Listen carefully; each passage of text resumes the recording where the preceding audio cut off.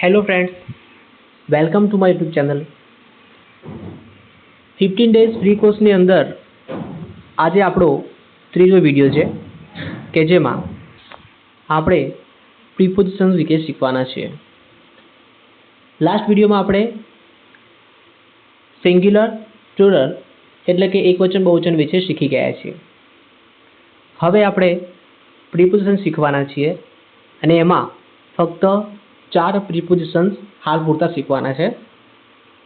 પ્રીપોઝિશન્સ ઘણા બધા છે, પણ બેઝિક જે હાલ વધારે વપરાય છે એવા પ્રીપોઝિશન્સ અત્યારે શીખશું. તો તમારી સ્ક્રીન પર તમે જોઈ શકો છો કે ત્યાં 4 પ્રીપોઝિશન્સ આપેલા છે.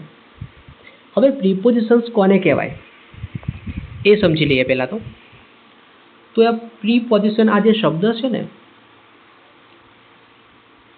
આ પ્રીપોઝિશન, એના પરથી જ આપણને ખ્યાલ આવી જવો જોઈએ. સોરી, સ્પેલિંગમાં ભૂલ છે. કે પ્રી એટલે આગળ અને પોઝિશન એટલે સ્થાન, એવું કહી શકાય. બરાબર, શાબ્દિક રીતે હું આનો અર્થ કહું છું. ભાઈ આવો આગળ અર્થ થાય છે કે નહીં એના વિશે મને વધુ ખ્યાલ નથી, પણ હું કહું છું કે પ્રી એટલે આગળ અને પોઝિશન એટલે સ્થાન. કે જે શબ્દનું સ્થાન આગળ છે એને આપણે પ્રીપોઝિશન કહીશું. હવે ગુજરાતીમાં સમજો પ્રીપોઝિશન્સ ક્યાં હોય છે. તો જો આમાં હું તમને અંગ્રેજીની વાત કરું છું કે અંગ્રેજીમાં પ્રીપોઝિશન કહે છે, નામયોગી અવયવને અંગ્રેજીમાં પ્રીપોઝિશન કહે છે. મતલબ કે કોઈ નામની આગળ છે. અહીંયા જોજો,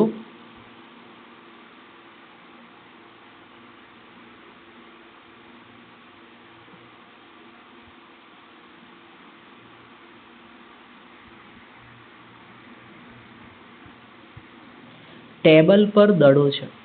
હવે એમાં જો ટેબલ પર અથવા ઉપર, ટેબલ પર દડો છે, તો ટેબલ એ નામ થયું. નામના પછી શું આવ્યું? પ્રીપોઝિશન. નામના પછી શું આવે છે? પ્રીપોઝિશન. ગુજરાતીમાં નામના પછી આવે છે અને અંગ્રેજીના નામના આગળ આવે. જ્યારે આ વાક્યને આપણે અંગ્રેજીમાં લખવું હોય તો આપણે આવું લખીએ કે the ball is on, નીચે લખું છું the table. આ વાક્ય આવું થશે. તો શું થયું? જુઓ, જે ધ ટેબલ હતું, ધ ટેબલ શબ્દ જે છે એના આગળ આપણે ઓન લખ્યું. ગુજરાતીમાં શું હતું? એની પાછળ હતું, ટેબલના પાછળ હતું. અંગ્રેજીમાં ટેબલના આગળ આવી ગયું છે. ચલો નેક્સ્ટ. તો ચલો હવે કોન્સેપ્ટ સમજી લીધો છે કે પ્રીપોઝિશન કોને કહેવાય, કે જે નામના આગળ આવશે, કોઈ નામના આગળ આવશે. હવે પહેલું આપણે લઈ લઈએ છીએ ઇન. ઇન એટલે અંદર. જ્યારે કોઈ વસ્તુ કે પદાર્થ કોઈ જગ્યા કે વસ્તુમાં સ્થિર છે એવું દર્શાવવા માટે પ્રીપોઝિશન ઇન વપરાય છે. વ્યાખ્યા પરથી સમજણ પડે તો ઠીક છે, ના પડે તો આપણે ઉદાહરણ પરથી સમજવાનો પ્રયત્ન કરવાનો છે. બરાબર? મતલબ કે શું કહે છે કે કોઈ વસ્તુ કોઈ વસ્તુમાં છે, પણ કેવી છે? સ્થિર છે. મતલબ કે પડી રહેલી છે એમ. ઉદાહરણ સમજો, પુસ્તક બેગની અંદર છે અથવા પુસ્તક બેગમાં છે એમ કહો તો પણ ચાલે. તો અહીંયા આપણે એવું કહીએ છીએ કે પુસ્તક જે છે, આ તમે પુસ્તક જોઈ શકો છો ચિત્રની અંદર. આ પુસ્તક ક્યાં છે? બેગની અંદર છે. આ જે બેગ છે એમાં પુસ્તક છે. તો પુસ્તક ક્યાં છે? બેગમાં છે. તો વાક્ય શું થશે? વાક્ય થશે the book is in the bag. The book is in the bag. તો પુસ્તક બેગમાં છે. નેક્સ્ટ જુઓ, નીચેના ગ્લાસમાં દૂધ છે. There is milk in the glass. બાજુમાં જુઓ, રમકડા બોક્સની અંદર છે. રમકડા ક્યાં છે? બોક્સની અંદર, બોક્સમાં છે. તો ત્યાં પણ the toys are in the box. હવે યાદ ધ્યાન આપજો કે જે વસ્તુ અંદર છે ને એના આગળ પ્રીપોઝિશન લગાવવાનું છે. આ 3 ઉદાહરણ આપણે જોઈએ, એના પરથી આપણને ખબર પડી કે જુઓ, બુક જે છે એ અંદર છે, સોરી જે વસ્તુ છે એમાં છે તો ઇન ધ બેગ. જે વસ્તુ છે એમાં છે એટલે આપણે જે વસ્તુની અંદર સમાયેલું છે ને એના આગળ પ્રિપોઝિશન મૂકશું. સમજણ પડી? જે વસ્તુ બીજી કોઈ જે વસ્તુ છે એમાં સમાયેલી છે તો એવું કહેવા માટે આપણે એમાં પ્રિપોઝિશન મૂકશું. એ જ રીતે આમાં પણ જુઓ, ગ્લાસમાં દૂધ છે, દૂધ ક્યાં છે? ગ્લાસમાં છે. એવી રીતે રમકડા ક્યાં છે? બોક્સમાં છે. રાઈટ. ચલો નેક્સ્ટ જુઓ, બોટલમાં પાણી છે. Water is in the bottle. ક્યાં છે? Water is in the bottle. તો બોટલમાં પાણી છે. હવે જ્યારે આપણે ગુજરાતી કરીએ એટલે એનું ઊંધું થાય છે પાછું. જોજો કેવું થાય છે. જુઓ, દરેકનું ગુજરાતી સમજો, ભાષાંતર કરવા માટે કામ આવશે. કે the book is in the bag. તો બેગમાં, પુસ્તક બેગની અંદર છે. આમાં આ રીતનું સીધું છે પણ આ જો ગ્લાસમાં દૂધ છે. In the glass milk. તો મિલ્ક આગળ આવી ગયું અને ઇન ધ ગ્લાસ પાછળ થઈ ગયું છે. તો there is milk in the glass. એવી જ રીતે the toys are in the box. રમકડા જે છે ત્યાં અત્યારે છે. આમ તો એવું કે છે બોક્સની અંદર રમકડા છે એવું કહેવાય. અહીંયા વાક્ય રીતના રમકડા છોડવાનો ફેર છે. બોટલમાં પાણી છે. બોટલ પાછળ જતું રહ્યું, પાણી આગળ આવતું રહેશે. ચલો નેક્સ્ટ જોઈએ. ઓકે, નેક્સ્ટ છે ઓન. ON, ઓન એટલે ઉપર. સમજો ખાસ, જ્યારે કોઈ વસ્તુ કે પદાર્થ કોઈ અન્ય વસ્તુ પર છે એવું દર્શાવવા માટે ઓન પ્રિપોઝિશન વપરાય છે. હવે સમજો અહીંયા ખાસ હો કે જ્યારે કોઈ વસ્તુ બીજી કોઈ વસ્તુ કે પદાર્થ ઉપર છે એવું કહેવા માટે આપણે ઓન વાપરીએ છીએ. હાલ પૂરતું આપણે ઓન જ શીખવાના છીએ. આના માટેના બીજા બે શબ્દો છે જે નેક્સ્ટ વિડીયોમાં આપણે શીખશું. એ છે એબો એન્ડ ઓવર. તો અહીંયા એક શબ્દ ધ્યાનમાં લેજો કે જ્યારે કોઈ વસ્તુ કોઈ બીજી વસ્તુ પર અડકીને હોય, સીધી સપાટીમાં, આમ ઊભી નહીં, સીધી સપાટી, આડી સપાટીમાં અડકીને હોય ત્યારે આપણે ઓન વાપરીશું. ઓનના બીજા પણ ઉપયોગ છે. બરાબર? ફક્ત વસ્તુના સ્થાન બતાવવા માટે જ ઉપયોગ નથી, ઓનના બીજા પણ ઉપયોગ છે.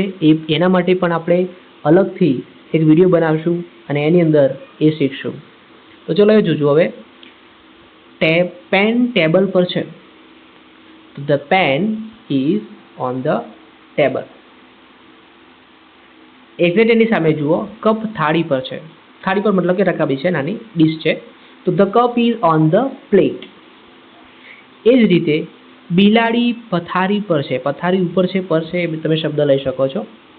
The cat is on the bed. બરાબર? The cat is on the bed. Table પર ફૂલદાની છે અથવા ફૂલદાની ટેબલ પર છે. તો the vase is on the table. The vase is on the table. આ રીતે આપણે જે છે એ વાક્ય બનાવતા હોઈએ છીએ.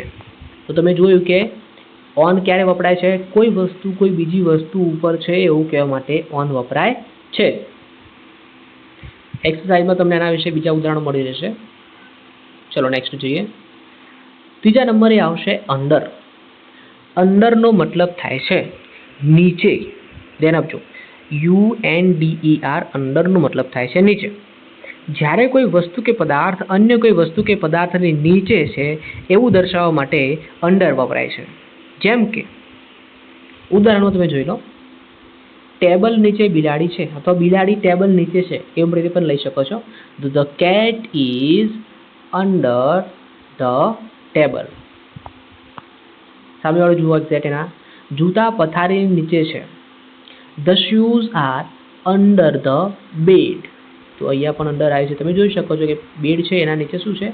જૂતા છે. હવે લગભગ આમાં એક જ બૂટ લાગે છે. ઓકે, વાંધો નહીં. વૃક્ષ નીચે ગાય છે અથવા ગાય વૃક્ષ નીચે છે કે ઝાડ નીચે છે. The cow is under the tree. જેના નીચે છે એમાં અંડર લખી છે. નેક્સ્ટ સેન્ટેન્સ, દડો ટેબલની નીચે છે. The ball is under the table. જેના નીચે છે એના આગળ આપણે અંડર લખ્યું છે. બરાબર? તમે જોઈ શકો છો. ચલો, તો આ થઈ ગયું આપણું ઇન અને સોરી ઓન, ઇન, ઓન અને અંડર. હવે નેક્સ્ટ જે આવશે એ છે નિયર. નિયર એટલે નજીક અથવા પાસે. ગુજરાતીમાં આપણે કહીએ તો નજીક અથવા પાસે. મારે જોડે, ગુજરાતી એક સાદી ભાષામાં કહીએ કે મારે જોડે છે એમ, એવું કહીએ છીએ. જ્યારે કોઈ વસ્તુ, પદાર્થ કે સ્થળ કોઈ અન્ય વસ્તુ, પદાર્થ કે સ્થળ નજીક કે પાસે છે એવું દર્શાવવા માટે નિયર વપરાય છે. ઉદાહરણ તરીકે, સ્કૂલ મારા ઘર નજીક છે, ઘરના નજીક છે. તો the school is near my house. એવી રીતે સામે જુઓ, દરવાજા નજીક ટેબલ છે. The table is near the door. એ જ રીતે બગીચો બજારની નજીક છે. The park is near the market. જેના નજીક છે એના આગળ આપણે પ્રિપોઝિશન મૂકીએ છીએ. જોજો ખાસ. ખુરશી બારી પાસે છે. The chair is near the window. અહીંયા ખુરશી જે છે બારીની જોડે બતાવેલી છે, તમે જોઈ શકો છો. અહીંયા પણ ઉપરના ટેબલ તમે જોઈ શકો છો. ચલો, હવે તમને આ 4 પ્રિપોઝિશન પરથી એક્સરસાઇઝ આપેલી છે. આ એક્સરસાઇઝમાં કદાચ એવું બની શકે કે એક કરતાં વધારે પ્રિપોઝિશન અંદર જવાબમાં આવી શકતા હોય. કારણ કે અહીંયા ચિત્ર તમને આપેલું છે અને પિક્ચર છે નહીં. તો તમે ધ બોલ ઇઝ ખાલી જગ્યા ધ બોક્સ. હવે સ્વાભાવિક છે કે બોક્સની ઉપર પણ બોલ હોઈ શકે, બોક્સની બાજુમાં પણ બોલ હોઈ શકે, બોક્સની અંદર પણ બોલ હોઈ શકે, બરાબર. બોક્સની નીચે પણ બોલ હોઈ શકે. તમે જવાબ કઈ રીતે લખો છો એ તમારા પર ડિપેન્ડ કરે છે, બરાબર. તમારી પાસે જે પરિસ્થિતિ છે, તમે એને આ વાક્યને કઈ દ્રષ્ટિએ જુઓ છો એ રીતે જવાબ લખવાનો છે, રાઈટ. તો આ વિડીયોમાં બસ આટલે સુધી જ. હવે નવા વિડીયો મળશું. Thank you.